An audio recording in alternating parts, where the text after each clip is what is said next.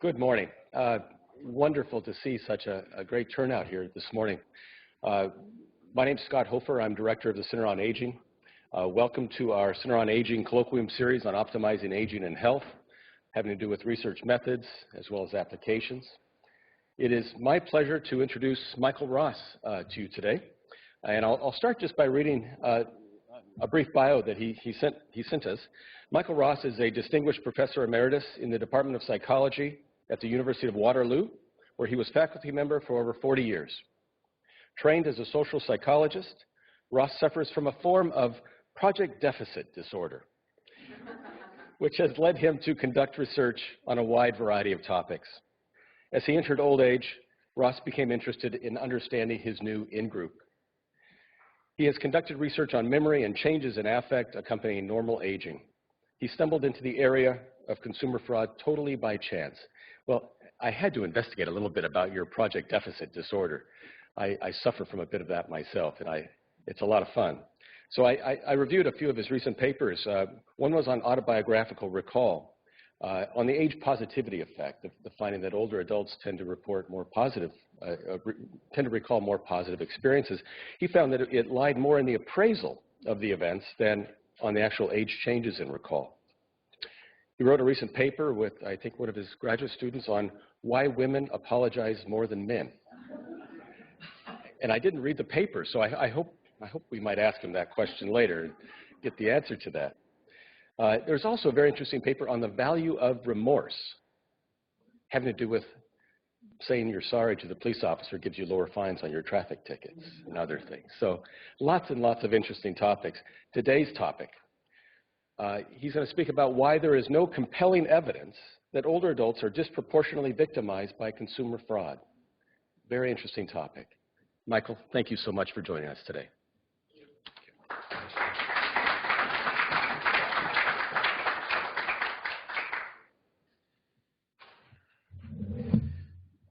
Bring up my PowerPoint here.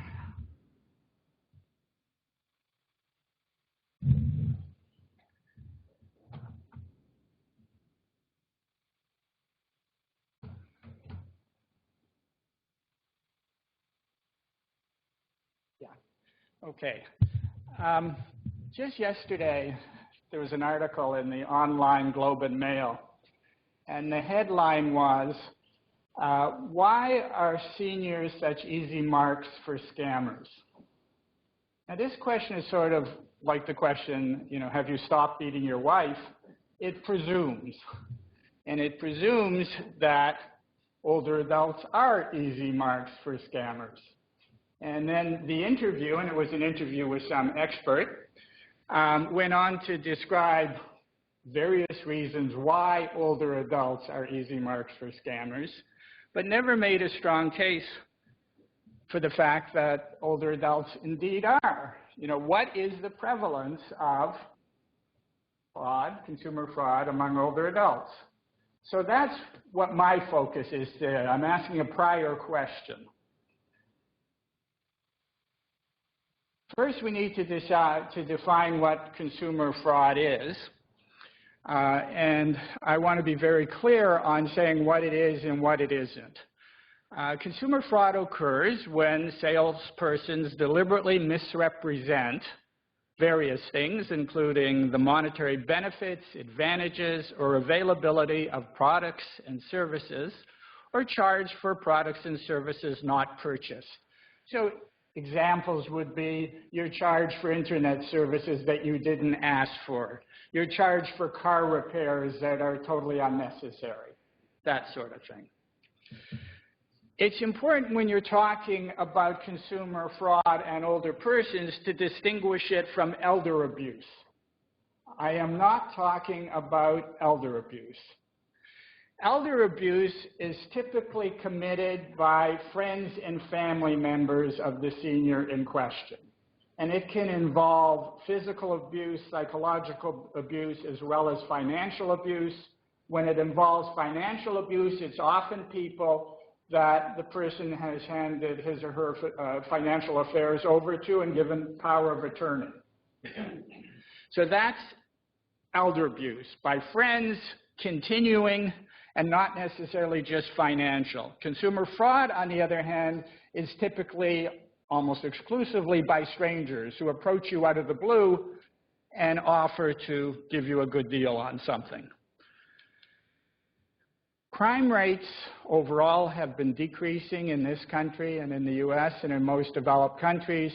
Consumer fraud has been dramatically increasing.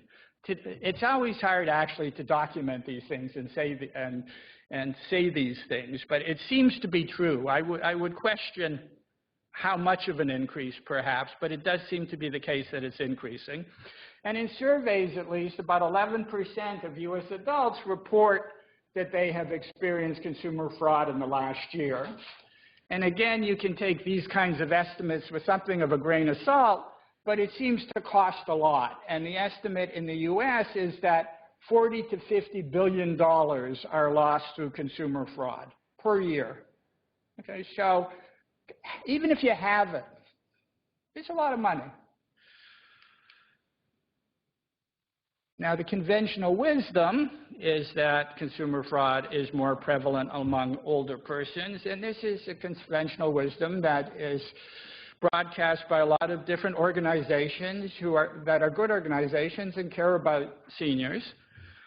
So the American Association of Retired Persons, AARP, has said that seniors are disproportionately affected by consumer fraud, and their estimate is that although seniors are 1/8 of the population, about 1/3 of consumer fraud is committed against seniors. There's a statistic attributed to the FTC, the Federal Trade Commission in the States, that appears in a lot of newspaper and online articles, which is that adults over 65 constitute 80% of the victims of consumer fraud. And I'm not going to go through where each of these statistics comes from, although I'll make passing references throughout my talk, but I'll say a little bit about this one. I was curious, where did that come from? The FTC, the Federal Trade Commission, is actually a very good organization. I'm going to be talking about their data, and they provide good data on this issue. But where did this statistic come from? In 2000, somebody from the FTC spoke before a Senate panel in the US and was describing a little interview study they did. They interviewed 43 people, and 80% who said that they were victims of fraud, and 80% of those 43 people were seniors. Okay, so very small numbers. I'm going to be talking about FTC data that involves numbers in the hundreds of thousands and yields a quite different conclusion. According to Shadell, who works for AARP, the average fraud victim is between 55 and 69 years of age. The FBI puts out documents, a lot online, in which they explain why older persons are particularly attractive to fraudsters, and it all makes good sense. They have excellent credit ratings, they're trusting, and they have impaired memories. And I'll say a little more about all of these things, but one of the FBI, it turns out, has a theory of development. And according to the whoops, that doesn't have what I wanted. But what the FBI believes that older people were reared to be polite, and they're just too polite to say no when they get a telemarketer on the phone or to hang up on them. The Canadian government on its website says something along these lines: though people of all ages can be victims of fraud, older people get targeted more than others. Some of the reasons are that they are often at home during the day to answer the door or phone. They can be more trusting, and they may not have family or friends close by to ask for a second opinion. The data on all of those things are a little questionable, but that's what the Canadian government has to say. Laws have been enacted to protect older persons against consumer fraud and other kinds of financial fraud, crimes. Here's a quote from a legal scholar where he's quoting a 1907 state appellate decision. From the earliest days of equity jurisprudence, all persons have been repeatedly, consistently, and emphatically warned that they must deal with the aged and infirmed in openness and with absolute honesty and fairness. Now, what's interesting to me about this is the seeming equating of aged and infirm. And one of the points I want to make is that aging is not a sickness. All right? It's a biological condition, but it's not a sickness. Psychologists also seem to buy into this, and since I'm a psychologist, I'm particularly interested in what psychologists have to say, and they're sort of like the Globe and Mail interview. They presume that there's greater prevalence among older adults, and they think that the research they're doing helps explain why. So people who study memory, like Jacoby, who's a very, very good psychologist and does excellent work, but he, in this article with Rhodes, explains how his studies of memory that show that people can make errors in autobiographical memory and can be misled relatively easily, how that can help explain older people's susceptibility to consumer fraud. And again, he's assuming that consumer fraud is more prevalent in older people. Here's an example of a neuroscience article. It's a brain article, so people take it seriously, by Asp et al. And in the introduction to this article, they say that fraud prevalence has reached epidemic levels in older adults. And they cite something to back that up. So I looked at what they're citing. What is this epidemic of fraud in older adults? So they're citing a survey. So I looked at the survey. What the survey asked was, have you at any time in your life suffered from consumer fraud? So 20% of older adults answer that question by saying yes. So from that, Asp et al. Decide that there's an epidemic among consumer fraud, in older adults, but they could have been talking about fraud that happened when they were 25, right? It's not at all clear from the question that they're answering that it happened recently. And then the study that Asp does is looking at brain lesions and susceptibility to misleading advertising. Had nothing to do with aging. Okay? He didn't look at age differences. They didn't look at age differences. Study by Castle and her colleagues. Again, in the introduction, they have this quote, older adults are disproportionately vulnerable to fraud, and federal agencies have speculated that excessive trust explains this vulnerability. This is half right, I would argue. Agencies have speculated that excessive trust accounts for the vulnerability, but I think it's an open question whether older adults are indeed disproportionately vulnerable to fraud. Castle and her colleagues then went on and did a study in which they did look at people of differing ages, but what they looked at is assessments of faces. And these faces differed in cues for trust, supposedly. So some of these faces had cues that should indicate that these people are untrustworthy. And in general, older people saw the faces as more trustworthy than younger people. Okay, that's an interesting finding. Does suggest that perhaps older people, at least in this context, are more trusting, but it has absolutely nothing to do with consumer fraud. Okay? So, but what happens is these articles are then picked up in newspapers and blogs and that sort of thing, and you get these kind of headlines. Neuroscience team explains why older people get scammed. That refers to the Asp et al. Study. Okay? Had nothing to do with older people and scamming. It was brain lesions and misleading advertising. Or why are elderly duped? Area in brain where doubt arises changes with age. Okay? Again, it's referring to studies that doesn't show that older people are duped.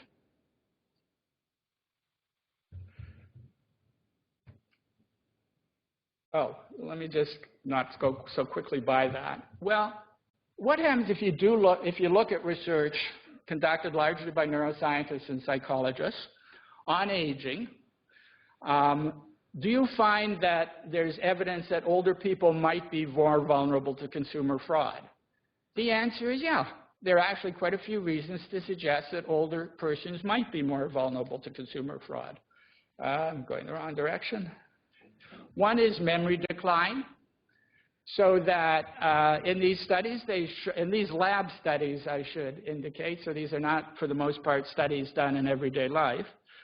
In these lab studies, they show that older people have less accurate memory for personal experience and increased susceptibility to misinformation.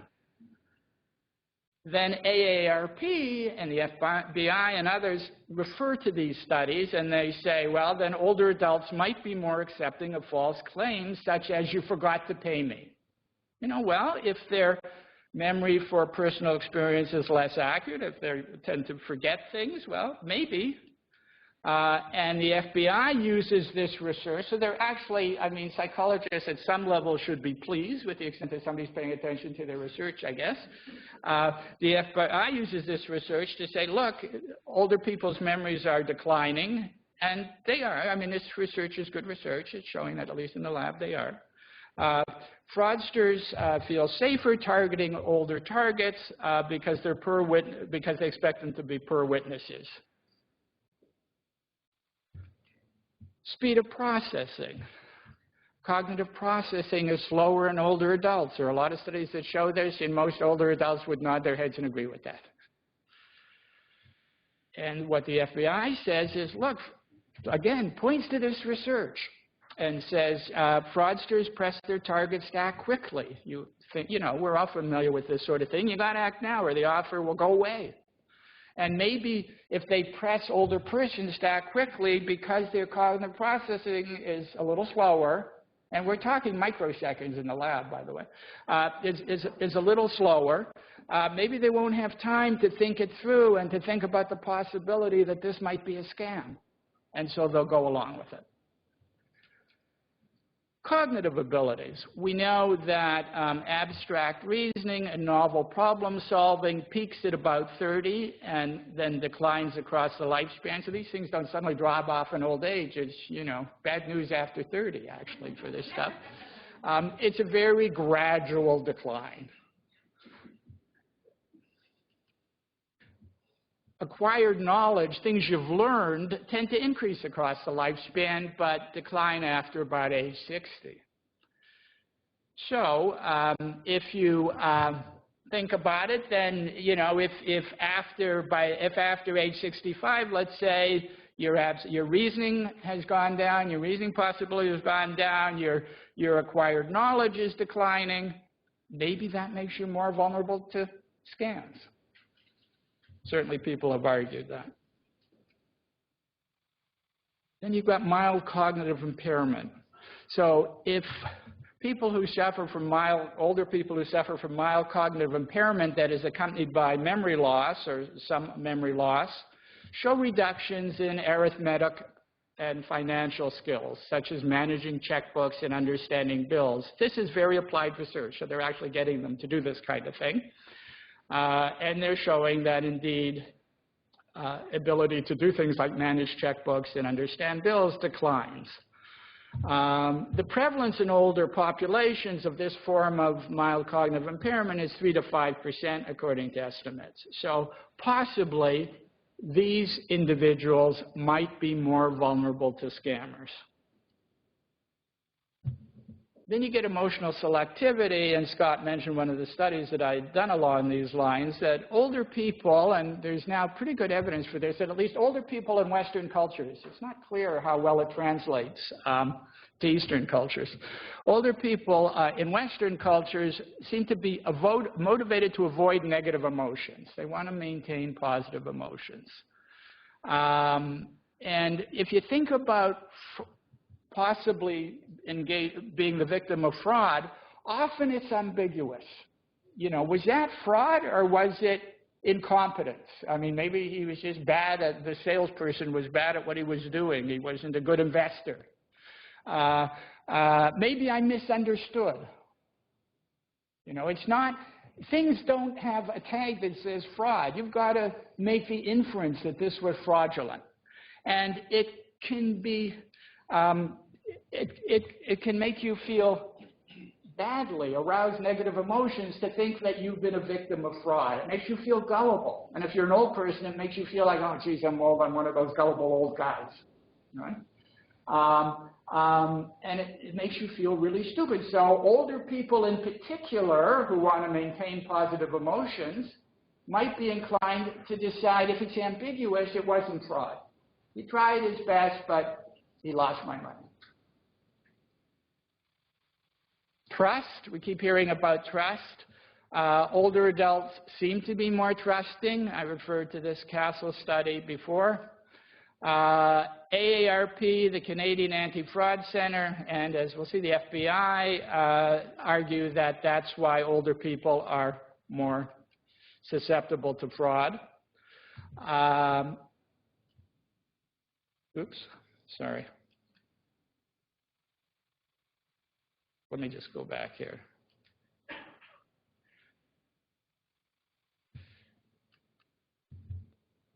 And the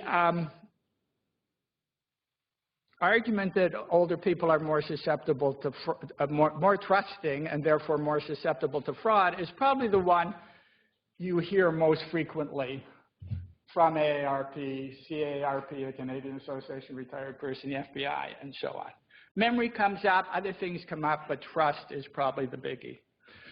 So what do we learn from all of this psychology research? I think we learn that older people are indeed more vulnerable, are potentially more vulnerable to scammers. But it says nothing about prevalence in the real world. Okay? None of these studies conducted by psychologists looks at the extent to which consumer fraud actually is more prevalent among older people in everyday life. More vulnerable, yes, but vulnerability and prevalence are not the same thing. Why not? Well, let's think about why consumer fraud prevalence might not increase in older adults, despite all these compelling reasons to think that it does. One is that, at least in normal aging, cognitive declines have relatively minor ramifications for everyday functioning. So yes, abstract reasoning ability decreases from the age of 30, but if you do meta-analyses, for example, meta-analyses of job performance, for example, you find little or no decrease with age. Older people are working just as well at their jobs as younger people. The example that's usually brought up with decline in job performance is mathematicians. You know, if you don't do it in math by the age of 30, the stereotype is, at least, then it's over. Okay. Well, that's not true in most professions. That might be true in math, but it's not true in other things. And if you look at studies of older people, if you look at studies of cognitive abilities and relate it to things like emotional well-being, marital satisfaction, satisfaction with life, all of those things doesn't predict. And in fact, on all of those things, older adults score higher than younger adults. Then some economists have shown that there's a U-shaped curve for optimal financial decisions in everyday life. And so who makes the best financial decisions? And they operationalize that by looking at who pays, what age group pays the least in credit card interest, what age group pays the least on least interest on lines of credit, that sort of thing. And what they find is that middle-aged people do most well. Okay, so there's a decline in old age and there's a decline in younger adults. And then they do some hand-waving to explain that. The effects aren't huge, but they are consistent. So on credit card interest, for example, it's an annual savings of about $25. Okay, so it's not, and on lines of credit, it's about $300. So it's not a huge amount, but it's consistent across a number of indices, so it seems like it's probably real. They say, well, the reason maybe this occurs is you have two lines. This is how people often explain these U-shaped curves. So on the one hand, you have abstract reasoning declining, so reasoning abilities are declining, but you have acquired knowledge, experience increasing. And middle age is the sweet spot. Okay, you have lots of experience and you still have enough reasoning ability that you can sort of figure out that you're being scammed. And figure out what interest rates are best for you and so on.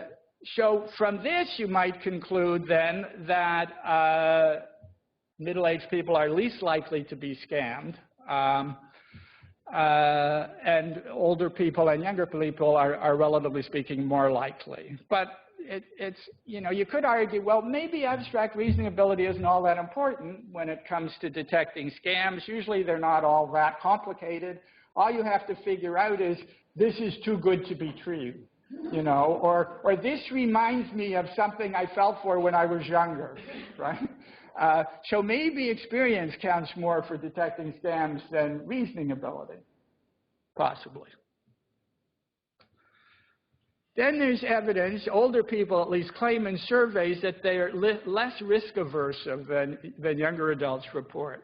So both in general, don't want to take risk, and also when it comes to financial decisions and when it comes to telling other people your things that are relevant to scams, telling other people your ATM code or your PIN number, older people report on surveys at least that they're less likely to do this than younger people. And you could argue that risk aversion, if you're highly risk averse, you're less likely to answer things like the Nigerian letter on email or something. You know, you don't want to take chances to gain potentially a lot of money because you are concerned about losing money as well. Then finally, older people may have, I don't know whether this is finally. Anyway, next thing, older people may have reduced exposure to fraudsters. They make fewer, they borrow less money, they buy less on the internet. Now, if older people are, if exposure to fraudsters predicts whether or not you're likely to be scammed, which it probably does, the extent to which you don't have exposure to fraudsters, the less likely you are to be scammed. But it must be said that older adults still do have to do some kind of investing. They have to invest their pension money and so on sometimes. There are certain things that older people buy that younger people don't buy, like home alarm systems, those buttons that you press to bring somebody to you, or at least they talk to you over the phone if you've fallen or something. Hearing aids, I think, is a biggie, where I do wonder about some of the practices by hearing aid professionals. There are domains in which you think older people might be more vulnerable to scammers than younger people in terms of purchases. But in general, older people are less out there than younger people in the marketplace, and therefore perhaps less vulnerable to scammers. I was right. That was the last one. Not quite. There's a psychological theory that can help account for some of this stuff that has an awkward name, selective optimization and compensation theory. But basically, what this saying is that people are most interested in achieving gains and minimizing losses. And it suggests that as people get older, losses start to predominate, and mainly older people, there's a transition from really trying to achieve gains to trying to avoid losses. And so that as you get older, you're into loss prevention mode. And you could argue that in trying to earn a lot of money off a scam is trying to get a gain, whereas not buying things and being careful about how you spend your money, older people report that they take more time to figure out the cost of things and where they can get the best deal, and that sort of thing would be examples of loss prevention. And certainly, so as I say, you can argue that fraud victimization reflects the pursuit of financial gain. So there's a bunch of reasons to think that older people are more vulnerable, but that doesn't tell you much about prevalence. Then there are at least some reasons to say, despite increased vulnerability, perhaps, consumer fraud actually may be no more prevalent, or if anything, even less prevalent among older people. So what do we know about prevalence? Well, often the evidence is anecdotal or case study, and everybody can come up with examples of a case study. I've hardly found anybody who can't tell me about somebody who knows somebody who got scammed, and that somebody is usually an older person.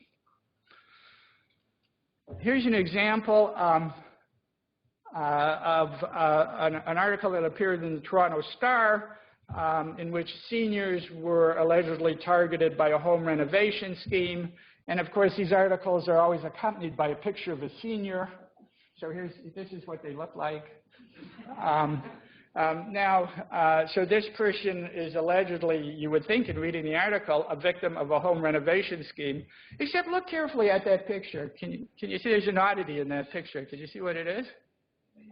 A hand sanitizer, right? This person doesn't live in her own home. Or at least it would be an odd home. Most homes don't have hand sanitizers on the wall, right? So the consumer, so the Toronto Star grabbed this picture from their archive somewhere of an old person because they wanted to show you what an old person looks like. And she's not a victim of fraud. And then it goes on to describe this home renovation scheme that allegedly had hurt 90 other seniors across Ontario and explains why the elderly are targeted. And here we go again, because of their upbringing during a different time when one was courteous to and trusted strangers. And this is the FBI claim. And I thought I had it as a bullet, but I haven't seen it so far. Maybe it's coming up. But the FBI claims, look, people who were raised in the 30s and 50s, 30s to 50s, today's seniors, were raised in a kinder, nicer time. And they were raised to be polite to strangers, and that makes it hard for them to say no to telemarketers. And so this is the FBI theory of development, and whether or not the FBI is right about the fact that the 30s to the 50s was a kinder and gentler time, it strikes me that's when the Second World War occurred, among other things. And, you know, millions and millions of people were murdered. But it also doesn't account for the fact that as people age, they can change. You know, if the world has really changed, older people can figure it out. Okay. They don't have to maintain that stance that caused them to feel light and wonderful when they were kids. All right? All right, so the problem with anecdotal evidence like this is we don't know how generalizable it is. I mean, it is telling us that older people get scammed. Now, don't get me wrong, of course older people get scammed. But the question is it more prevalent among are older people more likely to be scammed than people of other ages? And this kind of anecdotal evidence doesn't tell you anything about that, okay? So I'm going to look at three other sources of evidence, and I'm going to show you what I'm going to tell you what they say, but I'm also going to conclude that nothing is absolutely compelling, and we'll talk a little bit about why. And it turns out this seems like the easiest question in the world. Are older people more likely to be scammed than younger people, younger adults? Turns out it's an incredibly hard question to answer, and that's one of the lessons here. We're not so good at answering questions like this.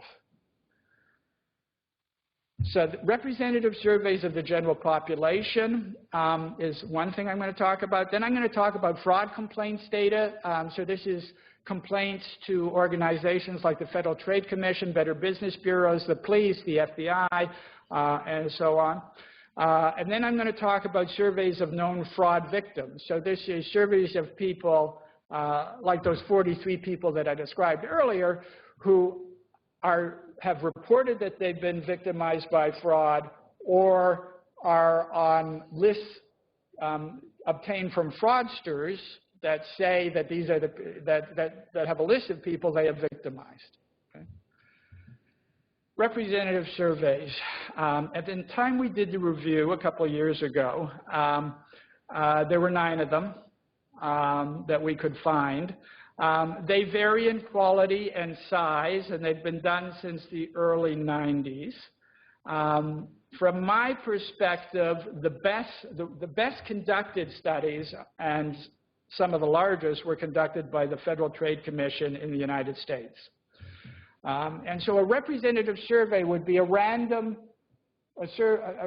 survey across the U.S., let's say, or that one of these studies is a survey across Australia. Sometime it might be, some of them are surveys within states. There have been surveys in Canada, too, that tend to have smaller N than some of these things, or at least the ones I've seen, smaller sample size than some of these. And so it doesn't just include victims of fraud. It's just a representative group of people, and then you ask them questions. So I like the FTC ones because I think they're well conducted. I'm going to walk you through what they do. But they ask questions about common frauds that include lottery frauds. So lottery fraud often it goes like this. You're informed that you've won a lottery. That's great. Send me the money.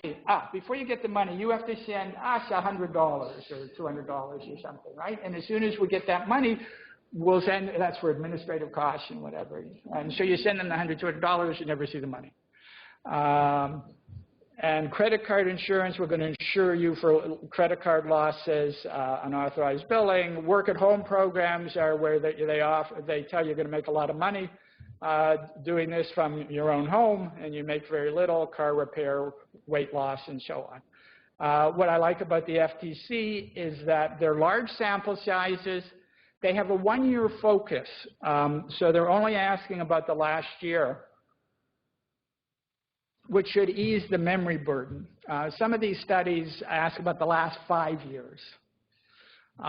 Or the one that I quoted earlier asked about your lifetime. Okay, and if you want to maximize the possibility that, that people have, get rid of that if I can.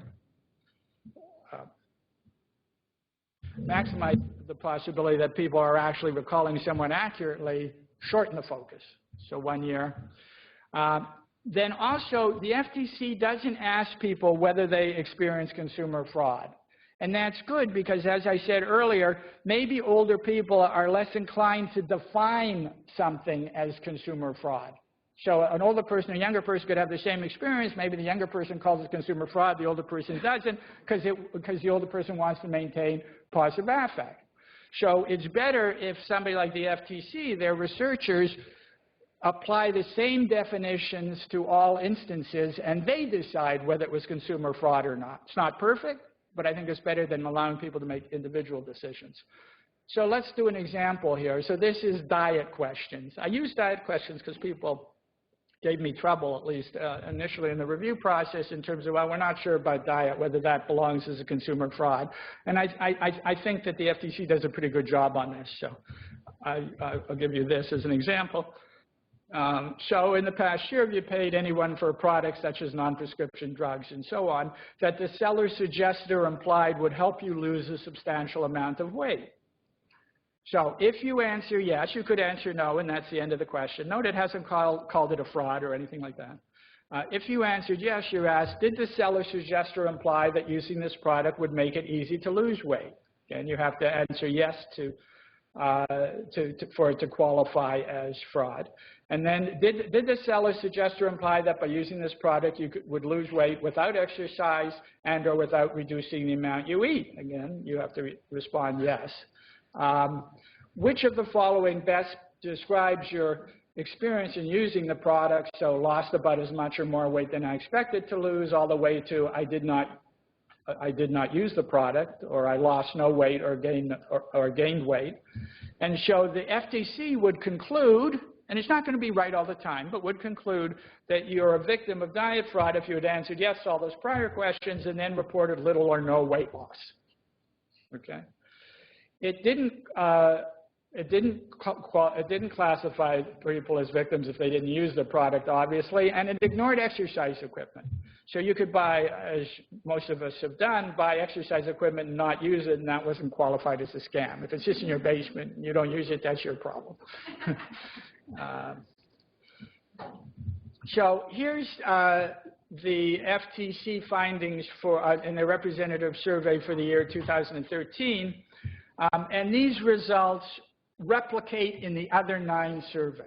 Okay, the results that replicate in the other 9 surveys is that you get a drop-off in reports of fraud, consumer fraud, after the age of about 64, and 65-year-olds and older are least likely to report consumer fraud, okay, being victimized by consumer fraud. That's aggregating across all consumer frauds. That we get 9 times. Now, it's not that often, it's my experience in psychology at least, is it's not that, first of all, things don't get replicated that often. You don't even try to replicate things that often. And then to get 9 replications of that is pretty impressive. Some of the other findings appear and disappear a little bit. So in some of the studies, middle-aged people are the most likely to report being victimized by fraud.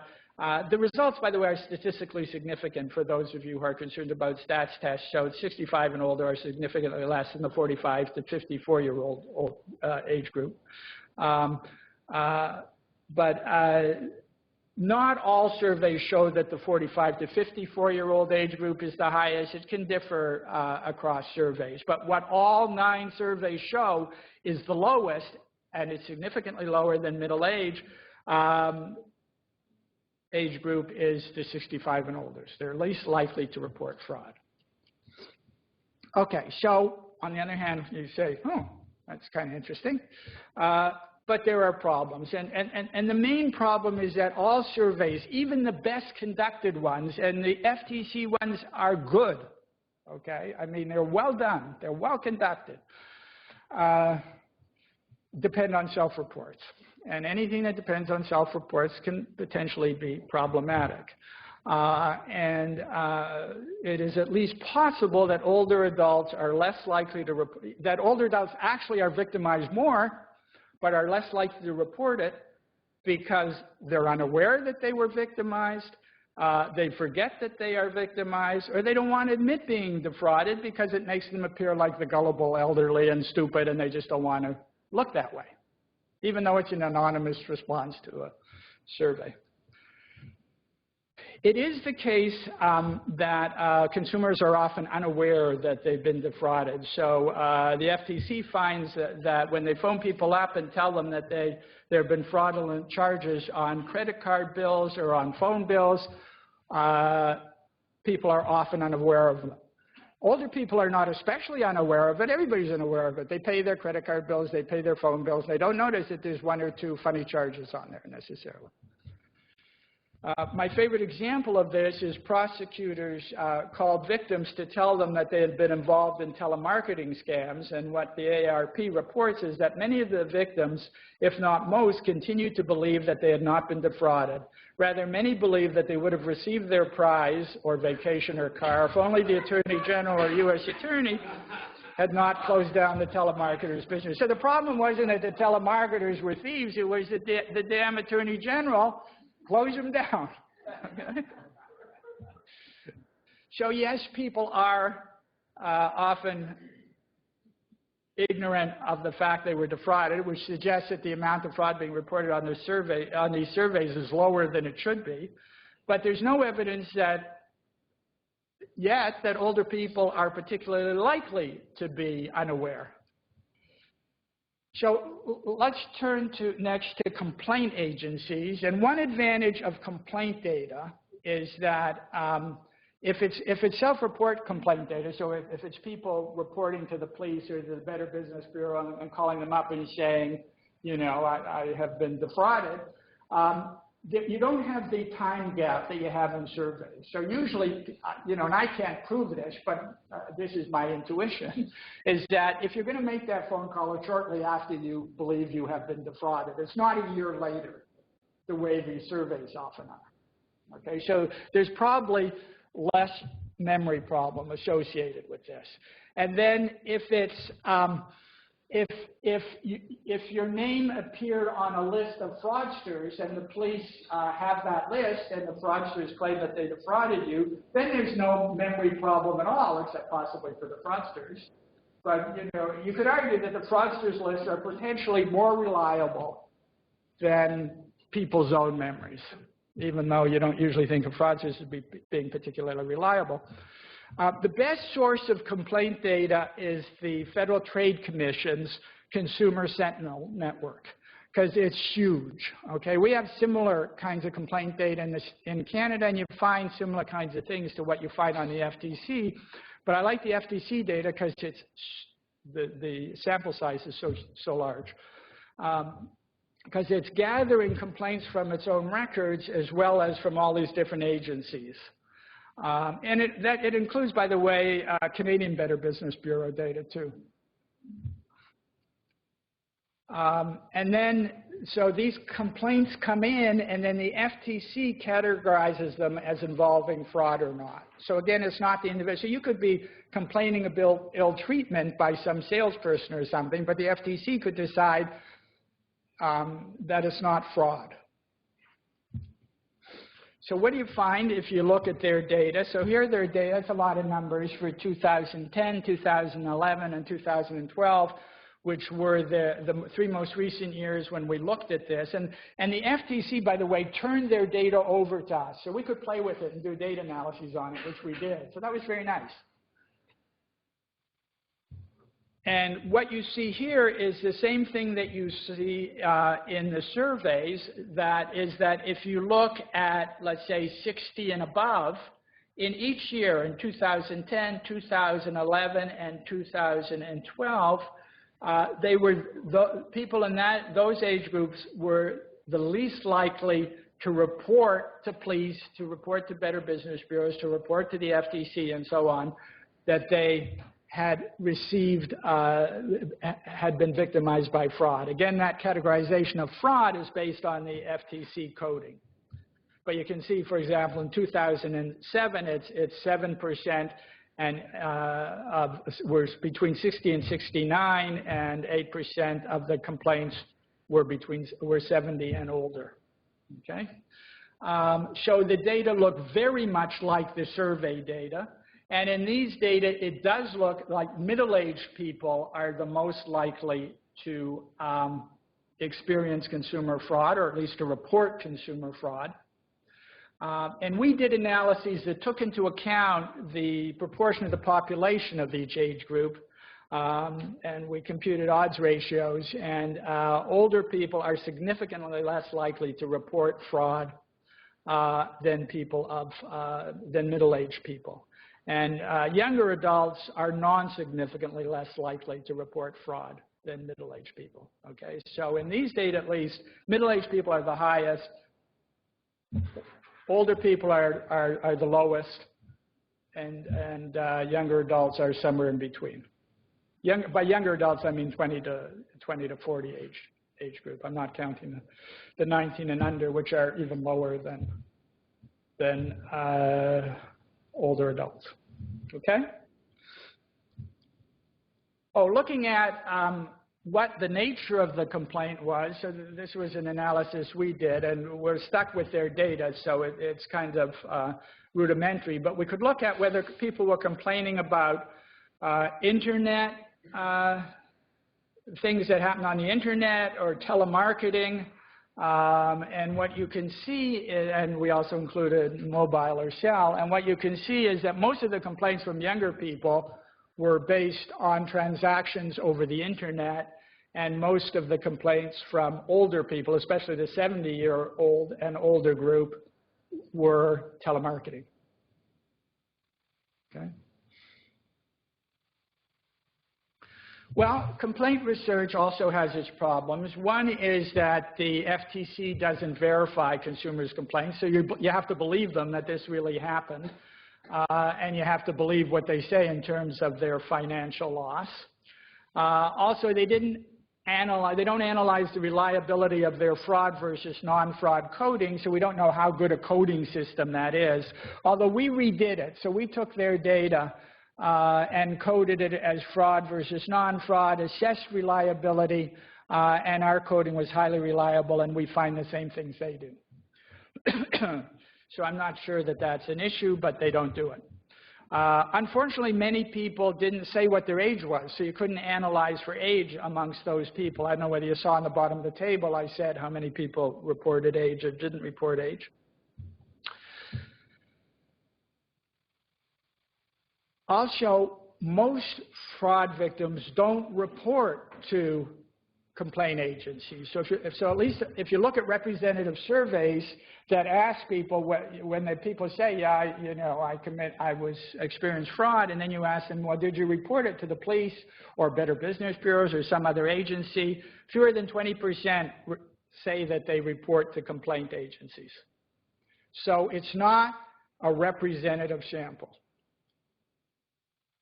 And it's at least possible that older people are just less likely to report consumer fraud. So again, the question is, are older people less likely to experience consumer fraud, or is it just that they don't report it? Okay. Now, if you look at the survey data and you look at age and look at whether people say they report consumer fraud or not, there's no consistent age difference. So some surveys have found that older people claim that they're more likely to report consumer fraud to Better Business Bureaus or other agencies. A number of surveys show no difference, and then some surveys show the reverse. So there's no consistent evidence that older people are less likely to report consumer fraud. Remains a possibility, but we don't have evidence that it's the case.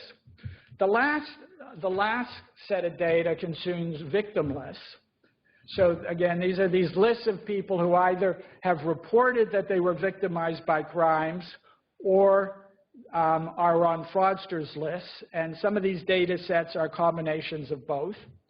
And then the AARP and other groups call these people up or write them and ask them a series of questions, asking them whether they were victimized and by what, what was the nature of the fraud and so on.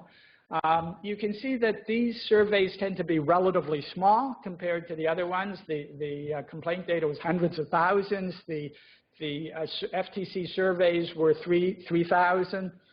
These are relatively low and also a relatively small number of frauds.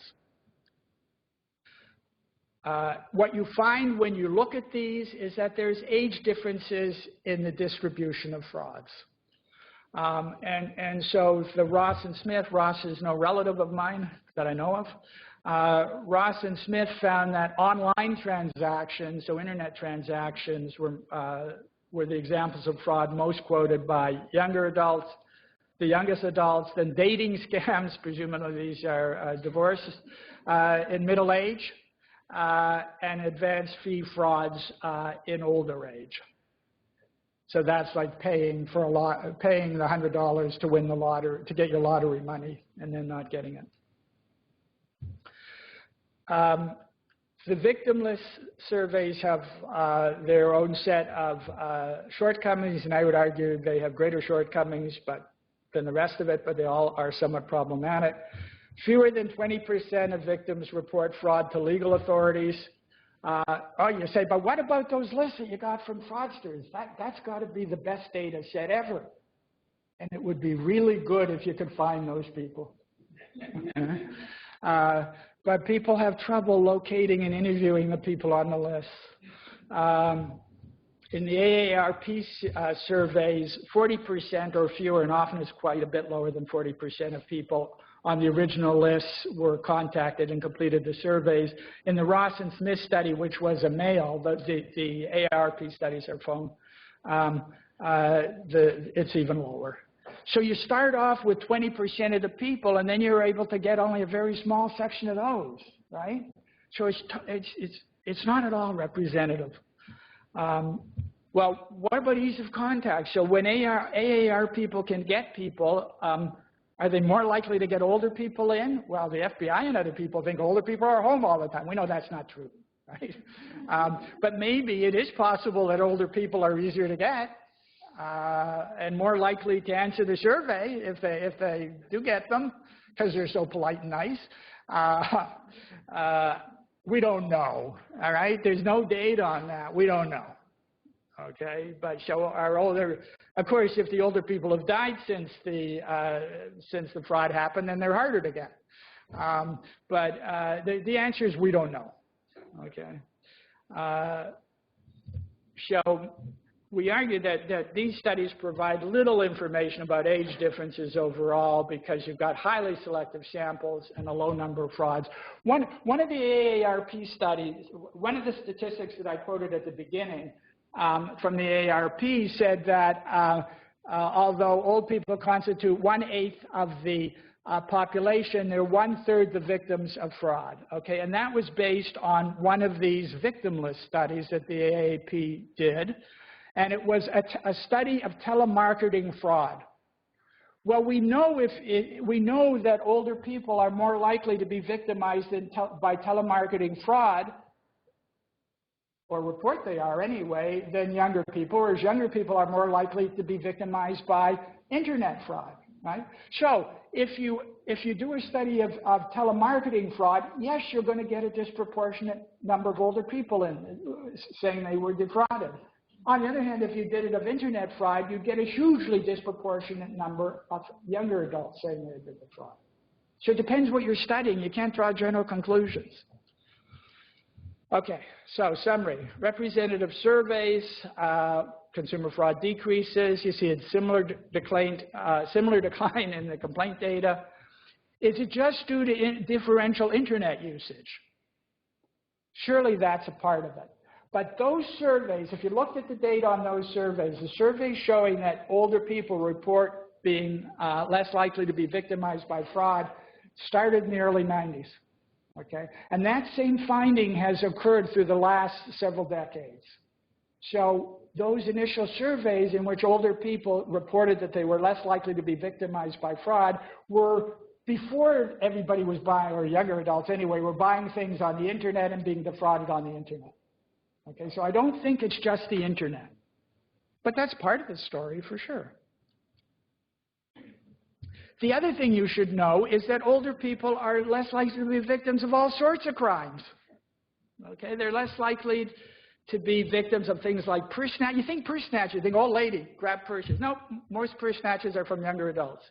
Assaults and so on are lower in older people.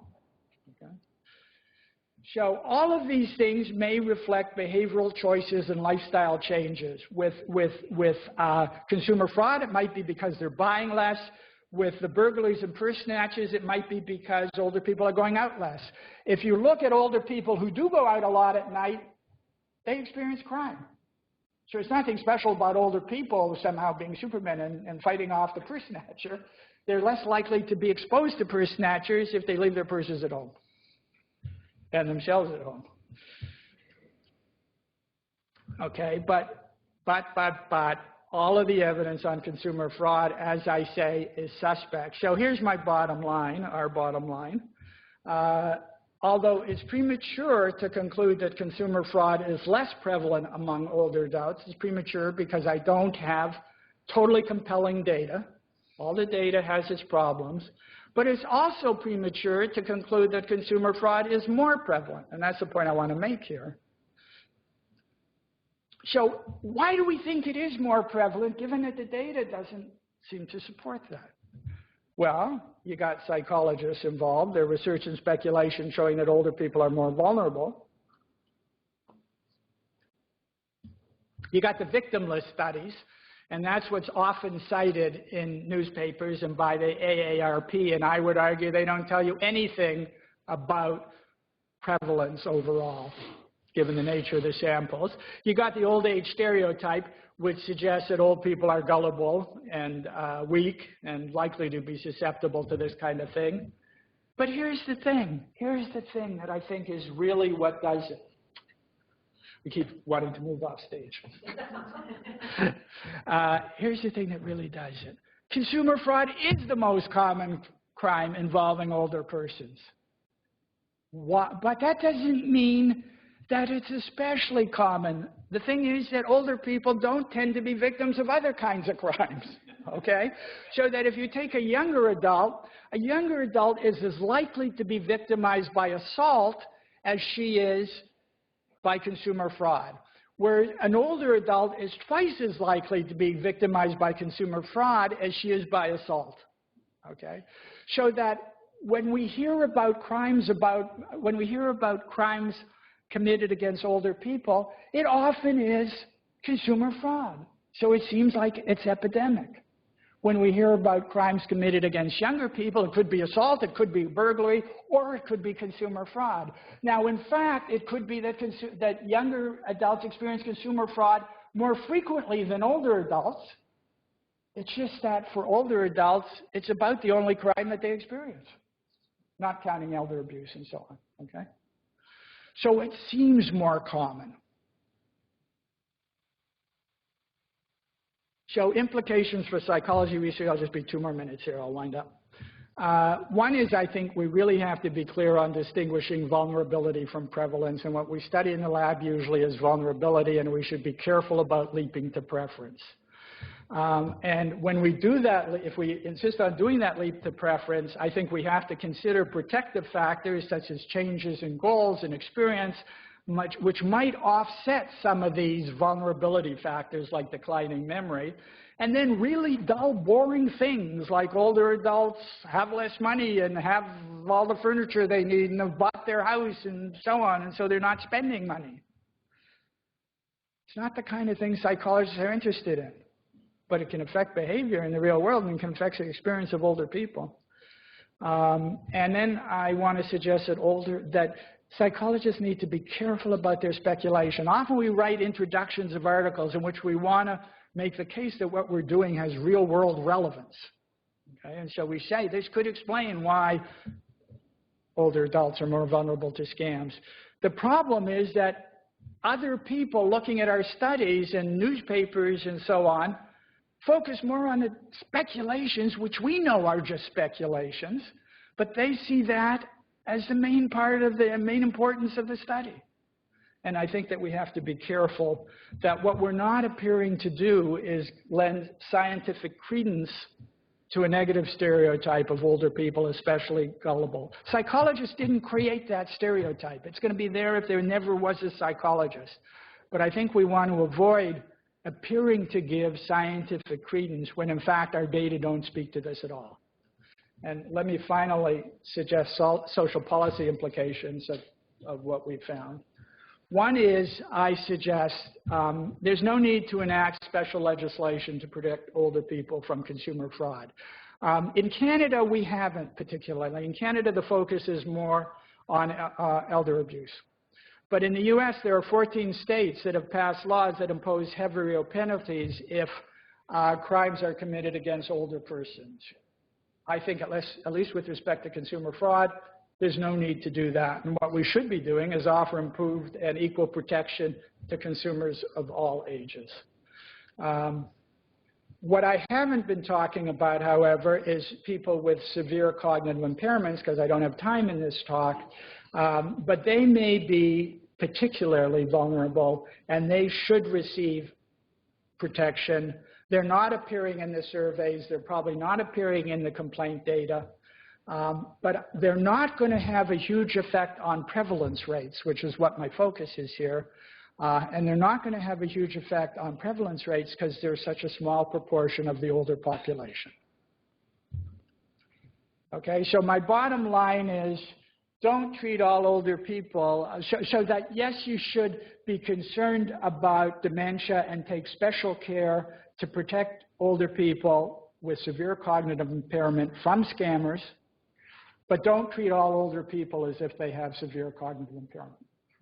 Okay. End of story.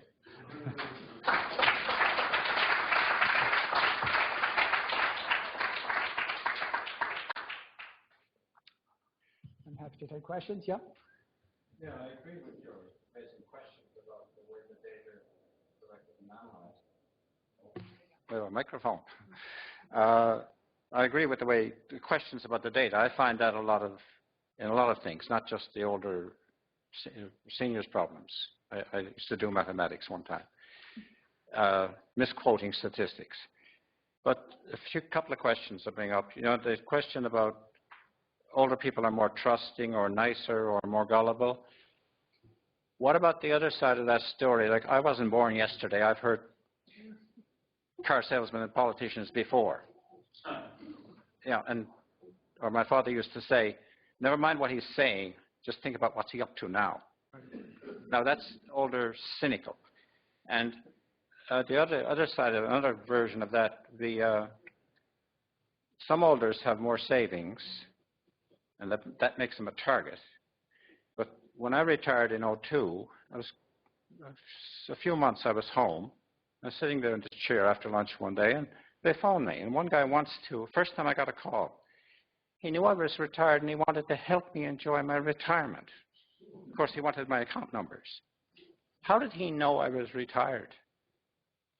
And is he targeting the people who don't have pension plans or who are not so well off as well? Anyway, I'll leave that. If you can comment on these things. Yeah, well, I mean, if you talk to older people and tell them these data that older people are more trusting, they're surprised to hear that by and large, and they don't perceive themselves that way. There's psychological data, though, that would suggest that that is indeed the case.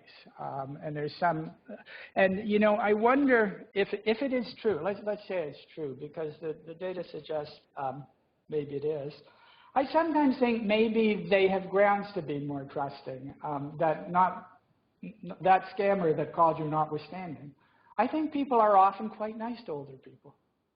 I have been surprised at how nice people are to me since I got old. You know, hold open doors and well, in Victoria, everybody stops to let you cross the street. But in Toronto, they don't. But older people, they sometimes stop. They don't aim for you and try to hit you. So I wonder if it is the case that older people live in a world in which they can be more trusting. I don't know that that's true, but counter to older people's intuitions that they're not more trusting, or that seems to be the intuition, the psychology today at least suggests that they are. It's not huge differences, and it's not in the context of scammers. You know, it's in the context of judging faces or whatever, right?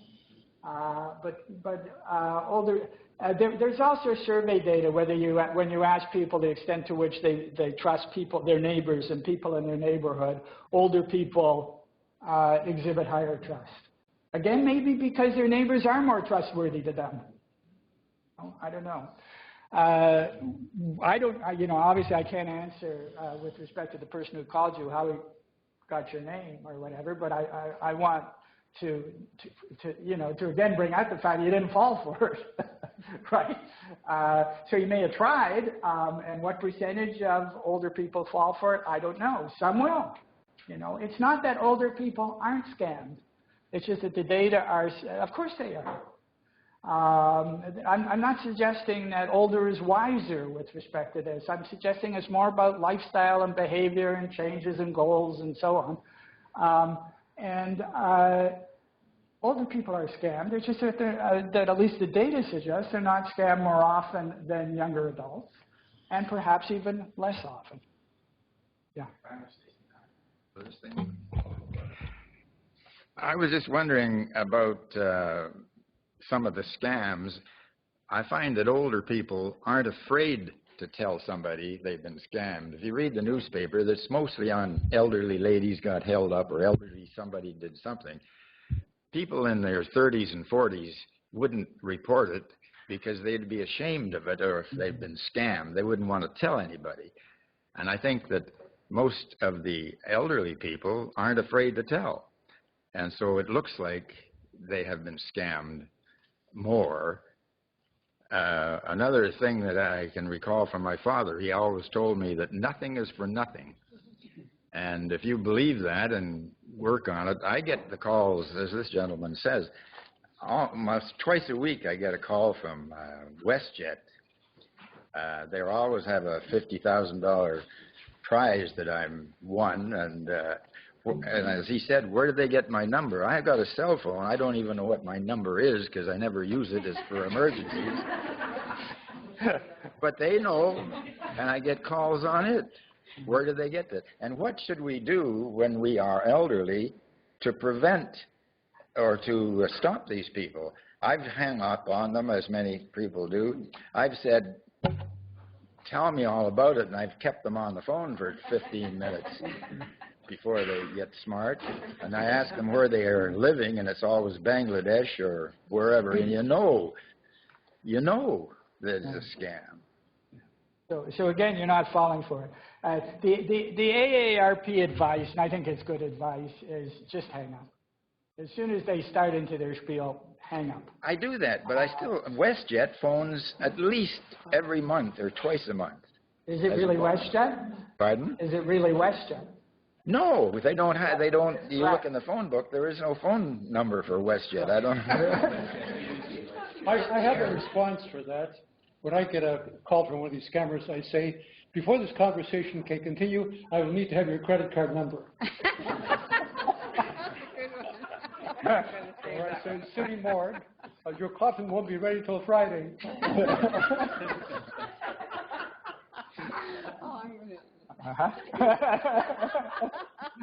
Yeah.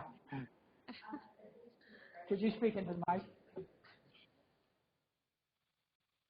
At least in regards to how they know who you are, what your name is, and whether you're retired or not. That's all based on social networking and data mining and things, because all of your personal information is online anyway, and people just retrieve it, read it, and sell it.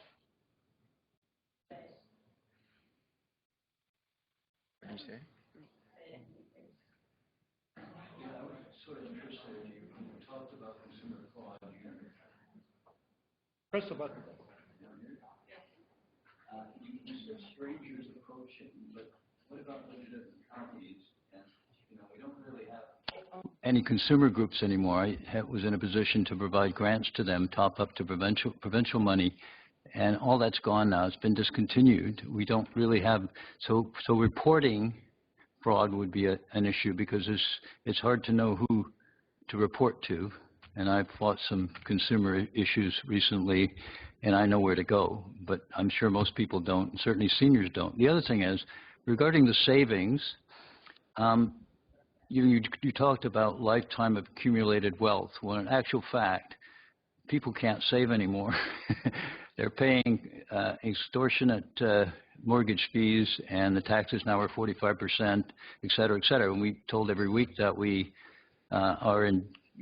everyone's in consumer debt, except that's not true with seniors, because you used to be able to save a bit, so they're more likely to be saving or have savings, and so they're more likely to be targeted, I would think. And like the lady's saying, that that data is all available. I think those kind of issues are really important to the whole picture of things.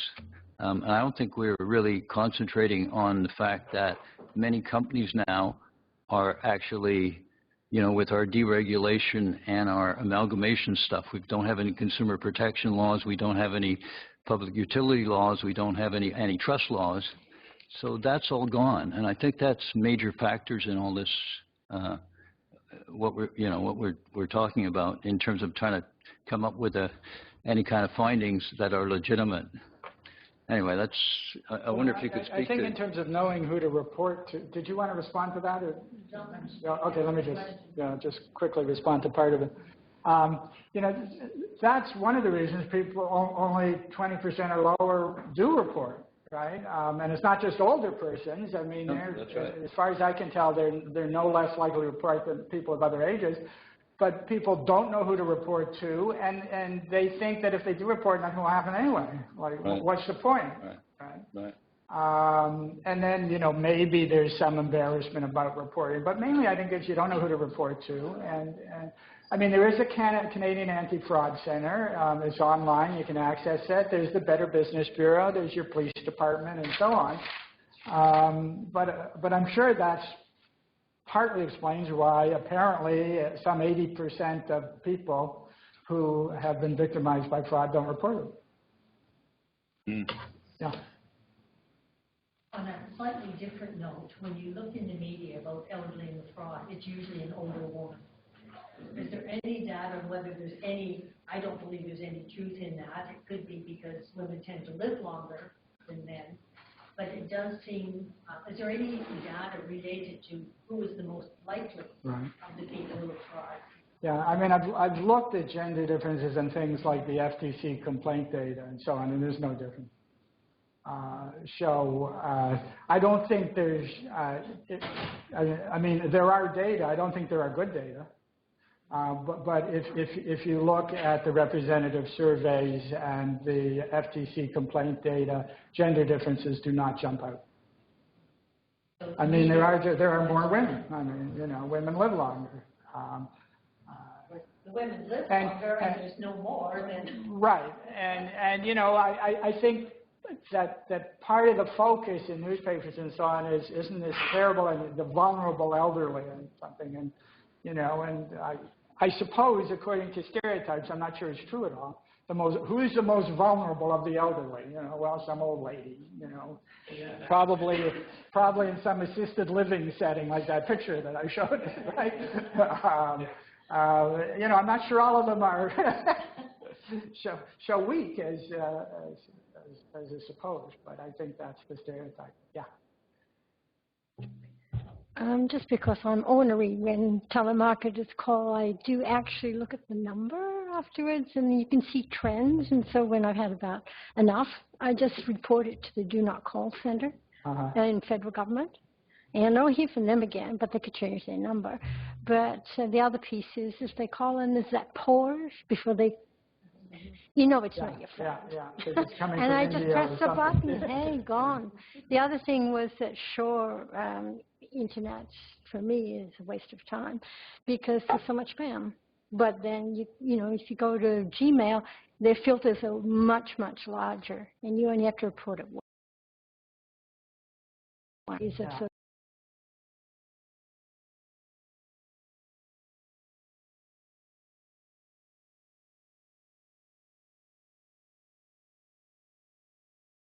That means you're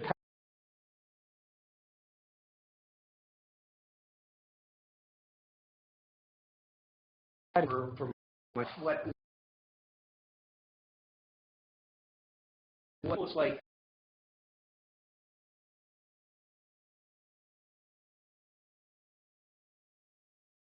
news to old people. As you say, they'll stop in Victoria for you here. So the reality of the situation is, has anybody ever come to you and say, oh, I see you did some research on this and we're going to do an article in the newspaper? No, because nobody wants to know that isn't a truism, and we certainly don't want to know that young people are getting scammed. So I thank you very much for a very realistic approach to the way that we look at that subject. Well, thank you. Just in fairness, though, I should say there have been a number of newspaper articles on this. So I was interviewed in the National Post. I was interviewed in the Globe and Mail? I know that I was surprised. National Post interview was a very good interview. And I've been interviewed in a couple of other settings. So, I mean, it has happened. On the other hand, I tried to get an op-ed published on this. And as I was telling Vincenzo, I'm thinking of writing one for the Globe and Mail to try and counter that thing they had on their website yesterday. But I've had trouble getting an op-ed published on this. So I don't know whether I just am not good at writing an op-ed or whether there's just a lack of interest. It's not a message they want to Because you get. have to be in a university setting. There would have to be one of those little hand-washing things right beside you so that you knew that it was out. Yeah. Well, I mean, I've tried for, like, the hardest places, like the New York Times and the Washington Post. And I haven't succeeded yet. Yeah. Except for being unfair and propagating the culture of ageism, what are the possible drawbacks of enacting special legislature to protect the older adults from consumer fraud? Yeah, well, I mean, I think that those are big exceptions, all right? And I think they do would perpetuate the stereotype of the vulnerable elderly. which I think is too broad a stereotype. And I'm not convinced, I mean, I get into these debates and I can see both sides, but I'm not convinced that it isn't the middle-aged people who are paying their mortgages, as this gentleman was saying, and really having trouble keeping up. I'm not sure that they're not the ones that, if there's going to be special legislation, who are you going to target at? You know, and I can see both sides, and I don't want to say it's worse because it's an older person. I think it's bad because it's an older person. I think it's bad because it's a middle-aged person. And I would prefer, both for the ageism kind of reasons you raised, and because I think in terms of people who especially need the protection, that if we think people need protection, apply it broadly. Make it for everybody. Why shouldn't the middle-aged person get as much protection as the older person? And as you're probably aware, I'm probably a sign of age, I'm blank on the name, but there is pushback against all these special things being done for older people, right? I mean, what is that group called, the younger group? Squeeze, Generation Squeeze or something, where they're worried about all these special protections and monies that they see being devoted to older people, and they think the under 40 group is getting squeezed. And this is sort of what the gentleman upstairs was sort of implying too. And, you know, there's some truth to that. And so I think there are certain advantages not being selective. And my approach, I'm writing a piece on this right now, my approach in general, when I think of age-friendly communities and what we can do, my approach is to try and make an age-friendly community should be friendly to people of all ages. That it shouldn't just be older people, and it isn't the way WHO and others have done it. It isn't just targeted older, or it benefits widely. But I think that generally is an approach that is going to be more successful, to target it broadly, and not breed hostility, and not breed ageism. So that's my answer. Michael, well, I just want to say one thing I used to do was hand the phone to my children when they were very young. My son was a real talker, and he would go off, and they don't let me do that anymore for a long time. But it was something. It's probably a little kinder just to hang up. But just wanted to say that was an absolutely brilliant talk, a brilliant study, really a model for psychological research, a very critical appraisal of the literature. I was struck by the number of biases, both in the literature and in the media, that you've identified. I very much hope that this is going to yield a correction. I mean, I'm always a bit frustrated by just how embedded these theories or these biases are really in the literature and tend to still guide research. And I very much hope that this will change things and change the field in this way. So very, very good work. Thank you so much. Thank you, Scott.